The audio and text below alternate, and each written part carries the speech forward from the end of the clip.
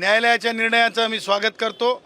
आज मुंबईच्या लोकांसाठी हा सोन्याचा क्षण आहे आणि जरंगेचं जे असंविधानिक वर्तन, जरंगेचं बेकायदा वागणं, कायद्याच्या बाहेर जाऊन जीभ लांब करून बोलणं, ह्या सगळ्या गोष्टी बेकायदेशीर आहेत आणि कायद्याची पायमल्ली करत आंदोलन करणं हे कोणत्याही न्यायालयाच्या आदेशाला म्हणजे आदेशाच्या विरुद्ध जाऊन आंदोलन करता येणार नाही, हे जरंगेनं आता समजून घेतलं पाहिजे। मात्र जरी निर्णय जरी दिला असला कोर्टाने तरी जरांगे अजून मुंबईत येणार असल्याचं काम आहे, ते सुद्धा न्यायालयात जाण्याचं म्हटलं आहे।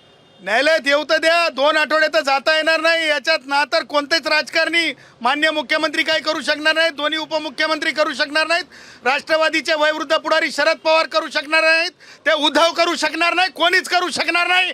कारण आता कायद्यानं आणि न्यायालयानं सांगितलंय जरंग्याला मुंबईमध्ये आझाद मैदानात आंदोलन करता येणार नाही, डंके चोट पे।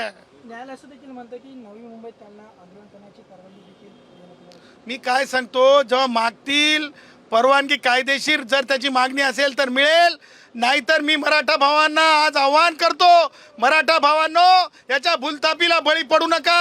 हे वाट लावायला निघालंय, याला कायदा कळत नाही, याला संविधानाचं ज्ञान फार कमी आहे, हे याचं आंदोलन दाखवायचंय, याचा जो आत्मा आहे ना तो राजकारणाचा आहे, हे लक्षात ठेवा।